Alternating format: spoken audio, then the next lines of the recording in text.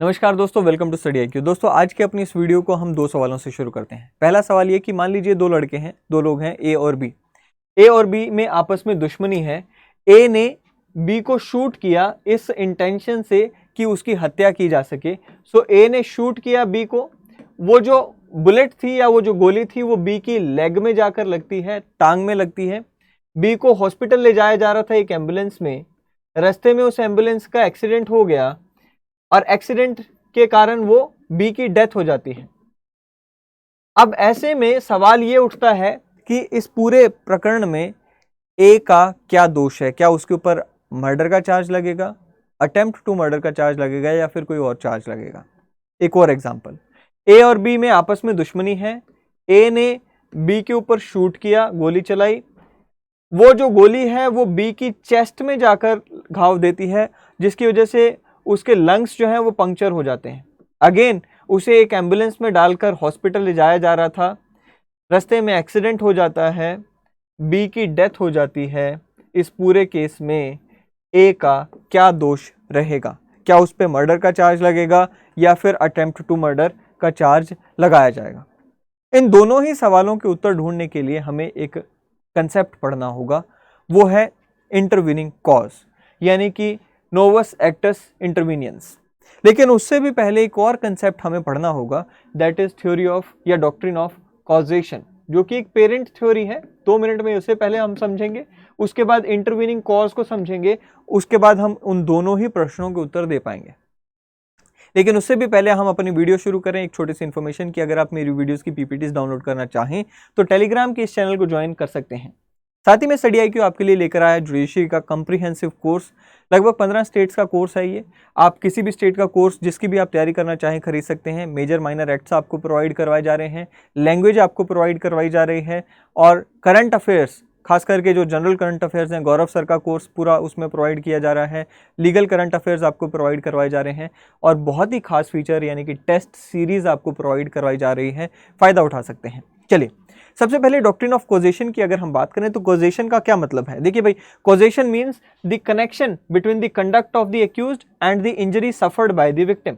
यहाँ पर एक एक्यूज्ड ने जो एक्शन लिया और जो विक्टिम ने एक्शन जो इंजरी सफ़र की, इन दोनों के बीच का हम कॉज ढूंढते हैं।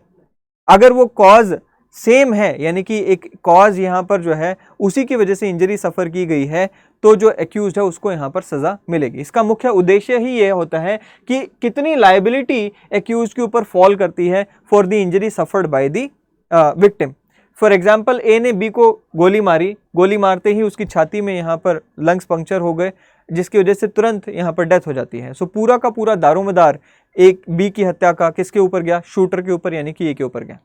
अब इस पूरे केस में थ्योरी ऑफ कॉजेशन या डॉक्ट्रिन ऑफ कॉजेशन कहती है कि किस तरह से हम एक एक्यूज्ड की लायबिलिटी तय करेंगे, उसके लिए बट फॉर टेस्ट का इस्तेमाल होता है। फॉर एग्जाम्पल, यहाँ पर कहता है जी, but for the accused conduct the injury would not have resulted. कहता है कि अगर एक्यूज्ड ने ये कृत्य नहीं किया होता या ये एक्ट नहीं किया होता तो शायद जो विक्टिम है उसे यह इंजरी झेलनी ही ना पड़ती। आप इस टेस्ट को इस्तेमाल करते हो। एक एग्जांपल से समझते हैं। मान लीजिए एक हस्बैंड ने अपनी वाइफ की हत्या करने के लिए उसके ड्रिंक में पॉइजन मिला दी। वो वाइफ उस पॉइजनस ड्रिंक को कंज्यूम कर पाती उससे पहले ही, या उस वाइफ ने उस पॉइजनस ड्रिंक को कंज्यूम कर लिया लेकिन वो पॉइजन का असर हो पाता उससे पहले ही वाइफ को हार्ट अटैक आ जाता है, जिसकी वजह से उस वाइफ की डेथ हो जाती है। मैं दोबारा रिपीट करता हूँ। हस्बैंड वाइफ को मारना चाहता था, मारने के लिए उसने पॉइजन मिला दी ड्रिंक में, वाइफ ने ड्रिंक पी ली, लेकिन पॉइजन असर कर पाती उससे पहले ही वाइफ को हार्ट अटैक आ गया, उसकी डेथ हो जाती है। ऐसे में हमें ये देखना है कि हस्बैंड को यहाँ पर क्या चार्ज लगाया जाएगा। हस्बैंड का जो कृत्य था क्या था? पॉइजनस ड्रिंक वाइफ को देना। अगर वो ना भी होता तब भी वाइफ की डेथ तो हो ही रही थी। सो वाइफ की डेथ हो रही थी हार्ट अटैक से। सो जो हस्बैंड है उस पे थ्योरी ऑफ कॉजेशन के हिसाब से आरोप नहीं जाएगा, डेथ का, मर्डर का आरोप नहीं जाएगा, अटेम्प्ट टू मर्डर का आरोप जाएगा, क्योंकि उसने कोशिश तो की ना। वो अलग बात की कोशिश जिस तरीके से की थी उस तरीके से डेथ हुई नहीं, डेथ ऑलरेडी किसी और तरीके से हो जाती है। सो यहां पर थ्योरी ऑफ कॉजेशन हमने लगाई और उसके हिसाब से हमने देखा कि भाई if the accused had not perform an act then the victim would not have suffered the harm by any means at all. So अगर यहां पर हस्बैंड जहर ना देता तो क्या वाइफ की हत्या नहीं होती या वाइफ की डेथ नहीं होती? डेफिनेटली होती। सो थ्योरी ऑफ कॉजेशन के हिसाब से हमने यहां पर लगाकर देखा कि भाई अगर हस्बैंड ने यहां पर पॉइजन दी, उसकी वजह से डेथ नहीं हुई, डेथ हुई किसकी वजह से? हार्ट अटैक की वजह से। इसलिए हस्बैंड जो है यहां पर किस चीज का दोषी है? हस्बैंड बट फॉर टेस्ट के हिसाब से केवल और केवल अटेम्प्ट टू मर्डर का दोषी पाया जाएगा। एक और एग्जांपल लेते हैं। एक कोविड पेशेंट था, उस कोविड पेशेंट वो जाता है हॉस्पिटल में, हॉस्पिटल में ना तो डॉक्टर था ना ही कोविड को ठीक करने की दवाई थी। इसलिए हॉस्पिटल के स्टाफ ने क्या किया? हॉस्पिटल के स्टाफ ने उस कोविड पेशेंट को वापस घर भेज दिया कि भाई जाओ, यहाँ कुछ नहीं है। घर जाने के बाद कोविड पेशेंट की तबीयत बिगड़ी, डेथ हो गई। अब सवाल ये उठता है कि भाई डॉक्टर की या हॉस्पिटल की क्या लायबिलिटी खड़ी होती है? बट फॉर टेस्ट के हिसाब से अगर हम देखें कि अगर कोविड पेशेंट को घर वापस ना भेजा जाता तो उसे वो डेथ ना होती, ये यहाँ पर अप्लाई होगा? नहीं होगा। क्यों? क्योंकि पहली बात तो ये कि अगर उसे वापस ना भेजा जाता तब भी पहली बात तो ये कि डॉक्टर ही नहीं था, तो डेथ तो होनी ही थी। और दूसरी बात ये कि अगर डॉक्टर होता भी तो कोविड को ट्रीट करने की दवाई नहीं थी, तो डेथ तो इनएविटेबल हो चुकी थी। ऐसे में हॉस्पिटल या डॉक्टर की कोई लायबिलिटी नहीं बनेगी, क्योंकि बट फॉर टेस्ट के हिसाब से थ्योरी ऑफ कॉजेशन क्या कहती है कि भाई ये आप देखो कि अगर ये ना किया गया था, ये काम अक्यूज के द्वारा ना किया जाता तो क्या जो विक्टिम है उसे वो इंजरी सहनी पड़ती? वो हमने यहाँ पर लगा के देखा कि अक्यूज की यानी कि जो कोविड पेशेंट है उसकी डेथ तो इनएविटेबल थी ही। चलिए अब हम बात करते हैं नोवस एक्टर्स इंटरवीनियंस यानी कि इंटरवीनिंग कॉज की। इंटरवीनिंग कॉज का क्या मतलब होता है? देखिए हमारे एग्जाम्पल में हमने देखा कि ए ने बी को शूट किया, शूट करने के तुरंत बाद तो डेथ हुई नहीं, उसे ले जाया जा रहा है एम्बुलेंस में, एम्बुलेंस में एक्सीडेंट हुआ, उसकी वजह से डेथ हो जाती है। अब ये जो डेथ हुई किसकी वजह से हुई? एम्बुलेंस के एक्सीडेंट की वजह से। सो ए ने यहाँ पर बी को शूट किया, उसके बाद उसे एम्बुलेंस में लेकर जाया जा रहा है जिसका एक्सीडेंट हो जाता है, फिर डेथ हो जाती है। अब अगर ये ना होता तो क्या था? ए ने बी को शूट किया, डेथ हो गई, कोई इंटरवीनिंग कॉज नहीं था। थ्योरी ऑफ कॉजेशन के हिसाब से ए की वजह से बी की डेथ हो गई। लेकिन अब ये जो है ये एक इंटरवीनिंग कॉज आ गया कि भाई एम्बुलेंस का एक एंगल हमने बीच में ले आए। तो एम्बुलेंस का एंगल जैसे ही बीच में आ गया तो मामला थोड़ा कॉम्प्लेक्स हो जाता है। क्या कहता है? कहता है जी एक इंटरवीनिंग कॉज या एक इंटरवीनिंग इवेंट क्या होता है? कहता है an event that occurs after the parties improper or dangerous action takes place but before the damage occurs। इन दोनों के बीच में जो एक इवेंट हो जाता है उसे इंटरवीनिंग इवेंट बोल देते हैं। अब the presence of an intervening event और intervening cause can mean that the person who started the chain of events may no longer be considered responsible for the damage to the injured person since the original action is no longer the proximate cause। एक intervening cause बहुत ही important यहां पर angle जोड़ देता है। Intervening cause में एक और बहुत ही इंपॉर्टेंट एंगल तब जुड़ जाता है जब वो इंटरवीनिंग जो कॉज है या इंटरवीनिंग जो इवेंट है वो फोर्सिएबल हो जाता है। अगर तो इंटरवीनिंग इवेंट फोर्सिएबल नहीं है, आप अपनी रिस्पॉन्सिबिलिटी से या एक एक्यूज्ड अपनी रिस्पॉन्सिबिलिटी से बच सकता है। फॉर एग्जाम्पल पहला अगर आप एग्जाम्पल देखें, ए ने बी को गोली मारी, ए ने बी को शूट किया और वो उसकी लेग में जाकर गोली लगती है।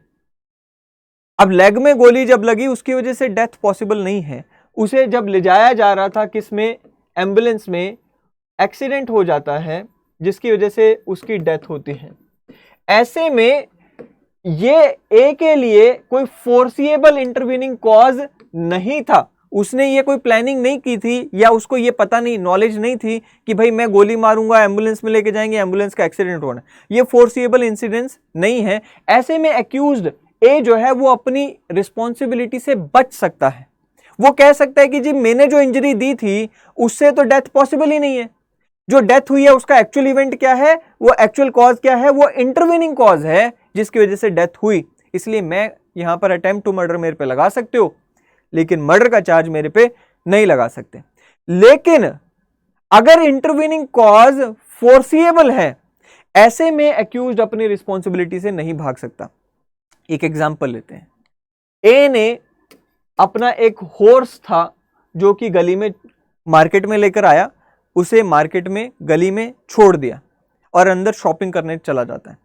हॉर्स को अनअटेंडेड छोड़ दिया केयरलेसली कि यार ये कहीं नहीं जाता, इसको यहीं खड़ा रहने दो। एक बच्चे ने पत्थर उठाया, उस हॉर्स को दे मारा, एकदम हॉर्स भाग लिया।